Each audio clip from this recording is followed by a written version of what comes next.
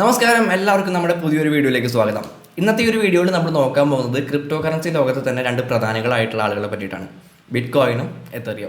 Bit കോയിൻ്റെയും എത്തറിയത്തിൻ്റെയും market അനാലിസിസും കാര്യങ്ങളൊക്കെയാണ് നമ്മൾ ഈ ഒരു വീഡിയോയിൽ നോക്കാനായിട്ട് പോകുന്നത്. അതുപോലെ തന്നെ ഒരു ട്രേഡർ എന്നുള്ള രീതിയിൽ, ഇപ്പോൾ ഒരു പൊസിഷണൽ ട്രേഡ്സ് എടുക്കുന്ന ഒരാൾ എന്നുള്ള രീതിയിൽ നിങ്ങൾ ബിറ്റ് കോയിനിൽ ഒരു ട്രേഡ് എടുത്തിട്ടുണ്ട് എന്നുണ്ടെങ്കിൽ, അല്ലെങ്കിൽ നിങ്ങൾ ബിറ്റ് കോയിനിൽ ഒരു ട്രേഡ് എടുക്കാനായിട്ട് പോകുന്നുണ്ട് എന്നുണ്ടെങ്കിൽ എന്തൊക്കെ കാര്യങ്ങളാണ് ശ്രദ്ധിക്കേണ്ടത്, ഏത് രീതിയിലാണ് നിങ്ങൾ നിങ്ങളുടെ റിസ്ക് മാനേജ് ചെയ്യേണ്ടത്, അല്ലെങ്കിൽ എപ്പോഴാണ് നിങ്ങൾ ഒരു എൻട്രി എടുക്കേണ്ടത് എന്നുള്ള കാര്യങ്ങൾ ഈ ഒരു വീഡിയോയിൽ നമ്മൾ നോക്കുന്നതായിരിക്കും. അതുപോലെ തന്നെ ഏതൊക്കെ രീതിയിൽ എത്രത്തോളം ഒരു മൂവ്മെൻറ്റ് മുകളിലോട്ടായാലും താഴോട്ടായാലും ഏത് രീതിയിൽ ഒരു മൂവ്മെൻറ്റ് നമുക്ക് ബിറ്റ് കോയിനിലും എത്തേറിയത്തിലും പ്രതീക്ഷിക്കാം എന്നുള്ള കാര്യങ്ങളും നമ്മൾ ഈ ഒരു വീഡിയോയിൽ നോക്കുന്നതായിരിക്കും.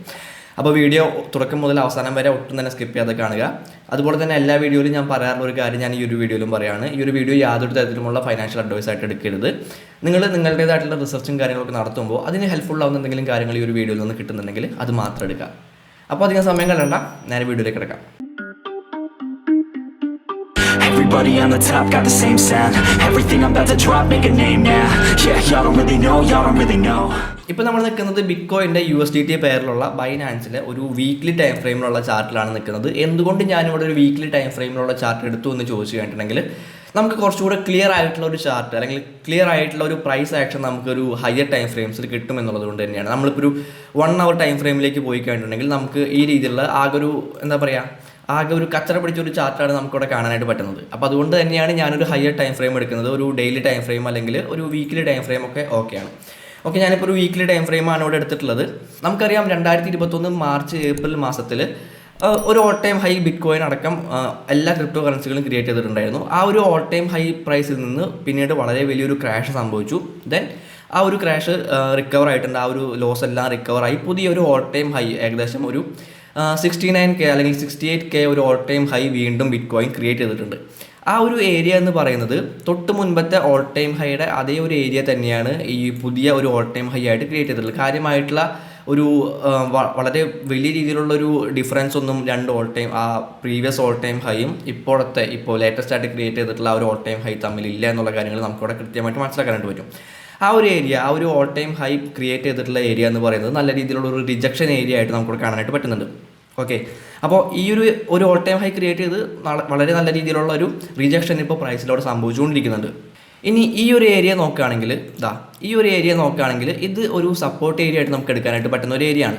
കാരണം എന്താണ് എന്ന് ചോദിച്ചു കഴിഞ്ഞാൽ, ഇതിന് മുൻപ് ഈ ഒരു ഏരിയ ഒരു റെസിസ്റ്റൻസ് ഏരിയ ആയിട്ട് ആക്ട് ചെയ്തിരുന്നു. അതിനുശേഷം ആ ഒരു ഏരിയ ബ്രേക്ക് ഔട്ട് ചെയ്ത് പ്രൈസ് മുകളിലേക്ക് പോയി വീണ്ടും അതൊരു റീടെസ്റ്റ് ഈ ഒരു ഏരിയയിൽ നടത്തിയിട്ടുണ്ട്.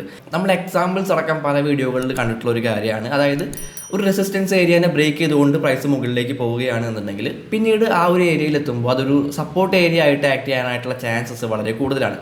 അത് തന്നെയാണ് ഇവിടെ സംഭവിച്ചിട്ടുള്ളത്. അതായത് ഈ ഒരു റെസിസ്റ്റൻസ് ഏരിയനെ ബ്രേക്ക് ചെയ്തുകൊണ്ട് പ്രൈസ് മുകളിലേക്ക് പോകുന്നു. അതിനുശേഷം വീണ്ടും ആ ഒരു ഏരിയയിൽ എത്തുമ്പോൾ അതൊരു സപ്പോർട്ടായിട്ട് ആക്ട് ചെയ്യുന്നുണ്ട്. ദെൻ വീണ്ടും പുതിയൊരു ഹൈ ക്രിയേറ്റ് ചെയ്യുന്നു. ദെൻ വീണ്ടും ആ ഒരു ഏരിയയിൽ എത്തുമ്പോൾ പ്രൈസിന് ഇവിടെ നല്ല രീതിയിലുള്ള ഒരു റിജക്ഷൻ നമുക്കിവിടെ സംഭവിച്ചിട്ട് കാണാൻ പറ്റും. ഈ ഒരു റെഡ് ക്യാൻഡിലിൽ നല്ല രീതിയിലുള്ള ഒരു റിജക്ഷൻ ഇവിടെ സംഭവിച്ചിട്ടുണ്ട്. അപ്പോൾ നമുക്ക് ഈ ഒരു ഏരിയ നല്ല രീതിയിലുള്ള ഒരു റിജക്ഷൻ ഏരിയ ആയിട്ട്, നല്ല രീതിയിലുള്ള ഒരു സപ്പോർട്ട് ഏരിയ ആയിട്ട് കാണാനായിട്ട് പറ്റും. ആ ഒരു ഏരിയ എന്ന് പറയുന്നത് 40 to 43 ആ ഒരു റേഞ്ചാണ് ഈ ഒരു റിജക്ഷൻ ഏരിയ എന്ന് പറയുന്നത്. അപ്പോൾ ആ രീതിയിലാണ് ഇവിടെ ഒരു ബിറ്റ് കോയിനിൽ ഒരു റിജക്ഷൻ സംഭവിച്ചിട്ടുള്ളത്. ഇനി ഞാനിവിടെ ഫിബൊനാച്ചി റിട്രേസ്മെൻറ്റ് ടൂൾ അപ്ലൈ ചെയ്യാണ്. ഫിബൊനാച്ചി റിട്രേസ്മെൻറ്റ് ടൂൾ നിങ്ങൾ ചിലപ്പോൾ ഞാനിപ്പോൾ വരയ്ക്കാൻ പോകുന്ന ടൂൾ ആയിരിക്കില്ല, അല്ലെങ്കിൽ ആ ഒരു രൂപമായിരിക്കില്ല നിങ്ങളുടെ ചാർട്ടിൽ വരയ്ക്കുമ്പോൾ. ഞാനിതിൽ കുറേ മാറ്റങ്ങൾ വരുത്തിയിട്ടുണ്ട്. അതെന്തൊക്കെയാണെന്ന് അറിയാനായിട്ട് താല്പര്യമുള്ളവർ നമ്മുടെ ഫിബൊനാച്ചി റിട്രേസ്മെൻറ്റ് ടൂളിനെ പറ്റിയിട്ടുള്ള വീഡിയോ പോയി കാണുക. അതിൽ ഈ ടൂൾ നമ്മൾ എങ്ങനെയാണ് യൂസ് ചെയ്യുക എന്നുള്ള കാര്യങ്ങളൊക്കെ നമ്മളതിൽ പറഞ്ഞിട്ടുണ്ട്. അപ്പോൾ ആ രീതിയിൽ തന്നെയാണ് ഞാൻ ഈ ഒരു ടൂൾ ഇവിടെ അപ്ലൈ ചെയ്യുന്നത്. അപ്പോൾ അതിനെപ്പറ്റി അറിയാൻ താല്പര്യമുള്ളവർ ആ ഒരു വീഡിയോ കാണുക, ഇവിടെ തന്നെ ലിങ്ക് കൊടുക്കുന്നുണ്ട്. അപ്പോൾ ഞാനിവിടെ ഫിബൊനാച്ചി റിട്രേസ്മെൻറ്റ് ടൂൾ അപ്ലൈ ചെയ്യുകയാണ്. ഞാൻ ഈ ഒരു ലോയിൽ നിന്ന് ഈ ഒരു ഓൾ ടൈം ഹൈ പ്രൈസിലേക്ക് ഈ ഒരു ടൂൾ അപ്ലൈ ചെയ്യുകയാണ്. അപ്പോൾ ഇപ്പോൾ പ്രൈസ് നിൽക്കുന്നത് ഈ ഒരു ഗോൾഡൻ ഏരിയയിലാണ് നമുക്ക് അറിയാനായിട്ട് പറ്റും, അല്ലേ? ഈ രണ്ട് യെല്ലോ ലൈൻസിന് ഇടയിലാണ് ഈ ഒരു പ്രൈസ് നിൽക്കുന്നത്. മാത്രമല്ല ഇവിടെ ഒരു റിജക്ഷൻ, ഈ ഒരു ഏരിയയിൽ റിജക്ഷൻ സംഭവിച്ചിട്ടുണ്ട്. അപ്പോൾ നമ്മൾ പഠിച്ചിട്ടുണ്ട് ഈ ഒരു ഗോൾഡൻ ഏരിയയ്ക്ക് അകത്താണ് പ്രൈസ് എങ്കിൽ അവിടെ പ്രൈസ് ഒന്ന് കൺജസ്റ്റഡ് ആവാനായിട്ടുള്ള ചാൻസസ് വളരെ കൂടുതലാണ്. ആ ഒരു ഏരിയയ്ക്ക് അകത്ത് ഒരുപാട് നേരം പ്രൈസ് നിന്ന് കളിക്കാനായിട്ടുള്ള ചാൻസസ് ഉണ്ട്. ആ ഒരു ഏരിയനെ ബ്രേക്ക് ചെയ്യുകയാണെങ്കിൽ, മുകളിലോട്ടായാലും താഴോട്ടായാലും ആ ഒരു ഏരിയനെ ബ്രേക്ക് ചെയ്യുകയാണെങ്കിൽ അവിടെയാണ് നമ്മളൊരു പൊസിഷൻ എടുക്കേണ്ടത്. അല്ലെങ്കിൽ അത് ബ്രേക്ക് ചെയ്ത് കഴിഞ്ഞിട്ടുണ്ടെങ്കിൽ നമുക്ക് നല്ല രീതിയിലുള്ളൊരു അപ്പ് മൂവ്മെൻറ്റ് അവിടെ പ്രതീക്ഷിക്കാനായിട്ട് പറ്റും. ഇപ്പോൾ ഈ ഒരു 0.38 ലെവൽ എന്ന് പറയുന്ന, അതായത് ഏകദേശം ആ പ്രൈസ് റേഞ്ച് നോക്കുകയാണെങ്കിൽ 53K, ഈ 53K എന്ന് പറയുന്ന ഒരു പ്രൈസിനെ ബ്രേക്ക് ചെയ്തുകൊണ്ട് ഇവിടെ ഒരു ഗ്രീൻ ക്യാൻഡിൽ ഫോം ആയി കഴിഞ്ഞിട്ടുണ്ടെങ്കിൽ അവിടെ വേണമെങ്കിൽ നമുക്കൊരു എൻട്രി എടുക്കാം. ഓക്കെ, അതിൻ്റെ ടാർഗറ്റ് എന്ന് പറയുന്നത് നമുക്ക് ഏറ്റവും മിനിമം എന്ന് പറയുന്നത് ഇവിടെ ഒരു എൻട്രി എടുത്തു കഴിഞ്ഞു. അതിൻ്റെ മിനിമം ടാർഗറ്റ് എന്ന് പറയുന്നത് നമുക്ക് ഈ 0.27 എന്ന് പറയുന്ന ആ ഒരു ലെവലിൽ നമുക്ക് അതിൻ്റെ ടാർഗറ്റ് വയ്ക്കാം. അതായത് ഏകദേശം 39% പ്രോഫിറ്റ് നമുക്ക് ആ ഒരു മൂവിൽ തന്നെ നമുക്ക് കിട്ടും. ആ പ്രൈസ് റേഞ്ച് എന്ന് പറയുന്നത് 77K ആണ്. ഓക്കെ, അതായത് 77K വരെ പ്രൈസിനൊരു മൂവ്മെൻറ്റ് ഈ ഒരു ഗോൾഡൻ ഏരിയയിൽ നിന്ന് പുറത്ത് വരാൻ സാധിച്ചു കഴിഞ്ഞിട്ടുണ്ടെങ്കിൽ ബിറ്റ്കോയിൻ്റെ കാര്യത്തിൽ നമുക്ക് പ്രതീക്ഷിക്കാവുന്നതാണ്. അതുപോലെ തന്നെ ഡൗൺ മൂവ്മെൻറ്റ് നമുക്കിവിടെ പ്രതീക്ഷിക്കാനായിട്ട് പറ്റും. അതായത് ഈ ഒരു ഗോൾഡൻ ഏരിയനെ ബ്രേക്ക് ചെയ്തുകൊണ്ട് പ്രൈസ് താഴോട്ട് പോവുകയാണെങ്കിൽ, അതായത് ഗോൾഡൻ ഏരിയനെ ബ്രേക്ക് ചെയ്യുന്നുണ്ട് എന്നുണ്ടെങ്കിൽ സ്വാഭാവികമായിട്ടും ഈ ഒരു സപ്പോർട്ട് ഏരിയയും പ്രൈസ് ബ്രേക്ക് ആവുന്നതാണ്. അങ്ങനെ ബ്രേക്ക് ചെയ്യുകയാണെങ്കിൽ മിനിമം നമുക്ക് ഒരു 30K വരെ ബിറ്റ്കോയിൻ്റെ പ്രൈസ് ഫോൾ ആവും എന്നുള്ള കാര്യങ്ങൾ നമുക്ക് തീർച്ചയായിട്ടും പ്രതീക്ഷിക്കാവുന്നതാണ്. 30K ആണ് ഇതിൻ്റെ ഏറ്റവും നല്ലൊരു സപ്പോർട്ട് ഏരിയ ആയിട്ട് വരുന്നത്.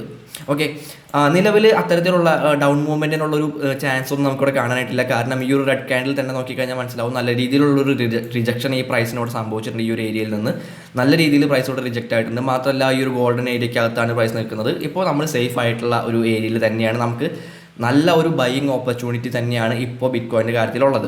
ഓക്കെ, നിങ്ങൾ ഇപ്പോൾ ഈ ഒരു സിറ്റുവേഷനിൽ നിങ്ങൾ ഒരു ട്രേഡ് എടുക്കുകയാണെങ്കിൽ, നിങ്ങളൊരു പൊസിഷണൽ ട്രേഡ് എടുക്കുകയാണ് എന്നുണ്ടെങ്കിൽ തീർച്ചയായിട്ടും ഈ ഒരു ഗോൾഡൻ ഏരിയയ്ക്ക് താഴെയായിട്ട് നിങ്ങളുടെ സ്റ്റോപ്പ് ലോസ് സെറ്റ് ചെയ്യാം. ഈ ഒരു ഗോൾഡൻ ഏരിയയ്ക്ക് താഴെയായിട്ട് എന്ന് പറയുമ്പോൾ നമുക്ക് വേണമെങ്കിൽ ഈ ഒരു സപ്പോർട്ട് ഏരിയയ്ക്ക് തൊട്ട് താഴെയായിട്ട് നമുക്ക് അതിൻ്റെ സ്റ്റോപ്പ് ലോസ് സെറ്റ് ചെയ്ത് വെക്കാവുന്നതാണ്.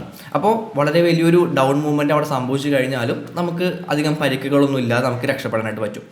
അതുപോലെ തന്നെ നമ്മുടെ ഒരു ടാർഗറ്റ് എന്ന് പറയുന്നത് ഈ ഒരു 0.27 എന്ന് പറയുന്ന ആ ഒരു ലെവലിൽ നമുക്ക് വെക്കാനായിട്ട് പറ്റും. ഫിബൊനാച്ചി റിട്രേസ്മെൻറ്റ് റൂളിൽ 0.27 എന്ന് പറയുന്ന ആ ഒരു ലെവലിൽ നമുക്ക് വേണമെങ്കിൽ നമ്മുടെ ടാർഗറ്റ് വെക്കാനായിട്ട് പറ്റും. ഏകദേശം ബിറ്റ്കോയിൻ്റെ പ്രൈസ് എന്ന് പറയുന്നത് 77K നമുക്ക് വേണമെങ്കിൽ ഒരു ടാർഗറ്റ് ആയിട്ട് ഇവിടെ സെറ്റ് ചെയ്ത് വെക്കാനായിട്ട് പറ്റും. ചിലപ്പോൾ അതിനേക്കാളും കൂടുതൽ പ്രൈസിന് മൂവ്മെൻറ്റ് സംഭവിക്കാനായിട്ട് ചാൻസ് ഉണ്ട്.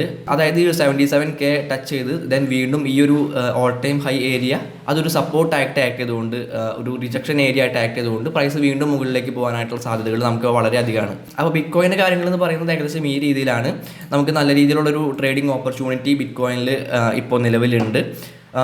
അല്ലാതെ നമുക്ക് പാനിക് ആവേണ്ട ആവശ്യമൊന്നും കറൻ്റ്ലി ബിറ്റ്കോയിനിലില്ല. അത് എപ്പോഴാണ് പാനിക് ആവേണ്ടതെന്ന് ചോദിച്ചു കഴിഞ്ഞിട്ടുണ്ടെങ്കിൽ ഈ ഒരു ഗോൾഡൻ ഏരിയൻ്റെ പ്രൈസ് ബ്രേക്ക് ചെയ്യുകയാണെങ്കിൽ അപ്പോൾ നമുക്ക് കുറച്ച് ടെൻഷൻ അടിക്കേണ്ട ആവശ്യമുണ്ട്. ടെൻഷൻ അടിക്കേണ്ട ആവശ്യമൊന്നുമില്ല. നമ്മൾ പ്രോപ്പറായിട്ട് സ്റ്റോപ്പ് ലോസും അതുപോലെ തന്നെ നമ്മൾ റിസ്ക് മാനേജ്മെൻറ്റും കാര്യങ്ങളൊക്കെ ചെയ്തിട്ടുണ്ടെങ്കിൽ നമുക്ക് ടെൻഷൻ അടിക്കേണ്ട കാര്യമൊന്നുമില്ല. പക്ഷേ ഇപ്പോൾ കറൻ്റ്ലി നമുക്ക് യാതൊരു രീതിയിലുള്ള ഒട്ടും തന്നെ പേടിക്കേണ്ട അവസ്ഥയല്ല ഇപ്പോൾ ഉള്ളത്. നമുക്ക് നല്ലൊരു ബൈയിങ് ഓപ്പർച്യൂണിറ്റിയാണ്. ഈ ഒരു 48K അല്ലെങ്കിൽ 40K എന്നൊക്കെ പറയുന്നത് ഒരുപാട് പേര് മിസ് ചെയ്തിട്ടുള്ള ഒരു സമയമാണ്. ഒരു 60K ഒക്കെ റീച്ച് ചെയ്തപ്പോൾ 40K വാങ്ങിക്കായിരുന്നു, 45K വാങ്ങിക്കായിരുന്നു എന്നൊക്കെ ഒരുപാട് അത് നഷ്ടപ്പെടുത്തി കളഞ്ഞാലും ഒന്ന് ചിന്തിച്ച ആളുകളുണ്ട്. അപ്പോൾ അവർക്കൊക്കെ വളരെ നല്ലൊരു ഓപ്പർച്യൂണിറ്റിയാണ് ഇപ്പോൾ ബിറ്റ്കോയിനിലുള്ളത്. തീർച്ചയായിട്ടും ആ ഓപ്പർച്യൂണിറ്റി യൂസ് ചെയ്യുക എന്നുള്ള കാര്യങ്ങൾ മാത്രമേ ഞാൻ പറയുള്ളൂ. മാത്രമല്ല ഈ ഒരു വീഡിയോ കണ്ടതുകൊണ്ട് മാത്രം നിങ്ങൾ ബിറ്റ്കോയിനിൽ ഇൻവെസ്റ്റ് ചെയ്യണമെന്ന് ഞാൻ പറയില്ല. നിങ്ങൾ നിങ്ങളുടേതായിട്ടുള്ള റിസർച്ചും കാര്യങ്ങളൊക്കെ നടത്താം.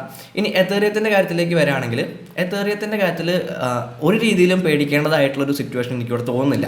കാരണം എന്താണെന്ന് വെച്ചിട്ടുണ്ടെങ്കിൽ ഇപ്പോൾ ഞാൻ എടുത്തിട്ടുള്ളത് എത്തേറിയം USDT പെയറിലുള്ള ഒരു ചാർട്ടാണ്. വീക്ക്ലി ടൈം ഫ്രെയിമിലുള്ള ബൈനാൻസിലെ ഒരു ചാർട്ടാണ് എടുത്തിട്ടുള്ളത്.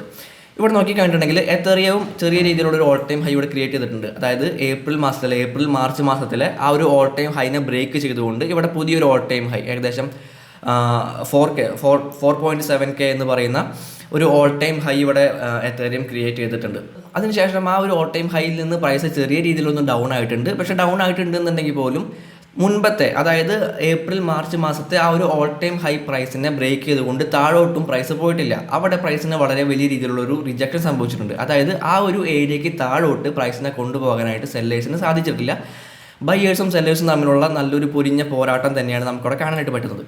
മാത്രമല്ല എത്തേറിയം കറൻ്റ്ലി ഒരു അപ് ട്രെൻഡിലാണ് നമുക്ക് പറയാനായിട്ട് പറ്റും. ക്ലിയർ ആയിട്ടുള്ള ഒരു അപ് ട്രെൻഡിലാണ് എത്തേറിയം ഇപ്പോൾ നിൽക്കുന്നത് എന്നുള്ള കാര്യങ്ങൾ നമുക്ക് പറയാനായിട്ട് പറ്റും.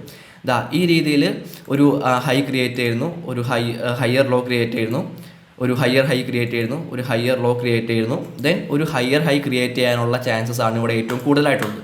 ഓക്കെ, അപ്പോൾ അതുകൊണ്ട് തന്നെ നമുക്ക് എത്തേറിയത്തിൻ്റെ കാര്യത്തിൽ യാതൊരു തരത്തിലും ടെൻഷൻ അടിക്കേണ്ട കാര്യമില്ല. എത്തേറിയം ഇപ്പോൾ ഏത് ട്രെൻഡിലാണോ എത്തേറിയം പോയിക്കൊണ്ടിരിക്കുന്നത് ആ ഒരു ട്രെൻഡിനെ ഫോളോ ചെയ്യുക എന്നുള്ള കാര്യം മാത്രമേ എത്തേറിയത്തിൽ ചെയ്യാനായിട്ടുള്ളൂ. അല്ലാതെ വേറെ കോംപ്ലിക്കേഷനോ കാര്യങ്ങളോ ഒന്നും തന്നെ ഇല്ല. ഓക്കെ, ഇനി എപ്പോഴാണ് എത്തേറിയത്തിൻ്റെ കാര്യത്തിൽ നമ്മൾ ടെൻഷൻ അടിക്കേണ്ടതെന്ന് ചോദിച്ചു കഴിഞ്ഞിട്ടുണ്ടെങ്കിൽ ഇവിടെ ഞാൻ ഫിബൊനാച്ചി റിട്രേസ്മെൻറ്റ് ടൂൾ അപ്ലൈ ചെയ്യുന്നുണ്ട്. ഈ ഒരു ഫിബൊനാച്ചി റിട്രേസ്മെൻറ്റ് ടൂൾസിലെ ലെവൽസ് നോക്കിക്കഴിഞ്ഞിട്ടുണ്ടെങ്കിൽ കാണാനായിട്ട് പറ്റും. ഈ ഒരു ഗോൾഡൻ ഏരിയയിൽ പ്രൈസിന് ഈ ഒരു എത്തേറിയത്തിൻ്റെ കാര്യം എടുത്ത് നോക്കുകയാണെങ്കിലും ഈ ഒരു ഗോൾഡൻ ഏരിയയിൽ പ്രൈസിന് വീണ്ടും ഇവിടെ റിജക്ഷൻ സംഭവിച്ചിട്ടുണ്ട്. ഈ ഒരു റെഡ് ക്യാൻഡിൽ ഈ ഒരു ഗോൾഡൻ ഏരിയയിൽ എത്തിയപ്പോൾ റിജക്റ്റ് ആയിട്ടുണ്ട്. ഓക്കെ, അപ്പോൾ നമുക്ക് ഇവിടെ അത്യാവശ്യം സ്ട്രോങ് ആയിട്ടുള്ള ഈ ഒരു ഗോൾഡൻ ഏരിയയ്ക്ക് പുറത്ത് അത്യാവശ്യം സ്ട്രോങ് ആയിട്ടുള്ള ഒരു ഗ്രീൻ ക്യാൻഡിൽ ഫോം ആവുകയാണ് എന്നുണ്ടെങ്കിൽ നമുക്ക് തീർച്ചയായിട്ടും ഒരു 5.5K എന്ന് പറയുന്ന ഒരു പ്രൈസിലേക്ക് എത്തേറിയത്തിൻ്റെ പ്രൈസ് പോകുന്നത് നമുക്ക് കാണാനായിട്ട് പറ്റും. ഏറ്റവും മിനിമം ആണ് ഞാൻ പറയുന്നത്. അതിന് മുകളിലേക്ക് ഇനിയൊരു ഹയർ ഹൈ ക്രിയേറ്റ് ചെയ്യുമ്പോൾ, അതായത് ഇപ്പോൾ ഒരു ഹയർ ലോ അടുത്ത ഒരു ഹയർ ഹൈ എന്ന് പറയുന്നത് ഒരു 5.5K എന്ന് പറയുന്ന ആ ഒരു റീജിയനിൽ ആ ഒരു പ്രൈസിലേക്ക് നമുക്ക് പ്രതീക്ഷിക്കാവുന്നതാണ്. കാരണം അതിൻ്റെ ഒരു ട്രെൻഡ് വെച്ച് നോക്കുകയാണെങ്കിൽ ഒരു അപ് ട്രെൻഡിലാണ് എത്തേറിയം നിൽക്കുന്നത്. ആ ഒരു ട്രെൻഡിനെ ഫോളോ ചെയ്യുകയാണെങ്കിൽ നമുക്ക് തീർച്ചയായിട്ടും ആ ഒരു പ്രൈസ് മൂവ്മെൻറ്റ് നമുക്കിവിടെ പ്രതീക്ഷിക്കാവുന്നതാണ്. ഓക്കെ, അപ്പോൾ തീർച്ചയായിട്ടും നിങ്ങൾ നിങ്ങളുടേതായിട്ടുള്ള റിസർച്ചും കാര്യങ്ങളും നടത്തുക. അതിനുശേഷം മാത്രം ഒരു ഇൻവെസ്റ്റ്മെൻറ്റ് ഡിസിഷനൊക്കെ എടുക്കുക. ആദ്യം പറഞ്ഞ പോലെ തന്നെ ഈ ഒരു വീഡിയോ യാതൊരു തരത്തിലുമുള്ള ഫൈനാൻഷ്യൽ അഡ്വൈസ് അല്ല. നിങ്ങൾക്ക് നിങ്ങളുടേതായിട്ടുള്ള റിസർച്ചും കാര്യങ്ങളും നടത്തുമ്പോൾ എന്തെങ്കിലും ഹെൽപ്ഫുൾ ആവുന്ന കാര്യങ്ങൾ ഈ ഒരു വീഡിയോയിൽ നിന്ന് കിട്ടുന്നുണ്ടെങ്കിൽ അത് മാത്രം എടുത്താൽ മതി. അപ്പോൾ അടുത്തൊരു വീഡിയോയിൽ കാണാം.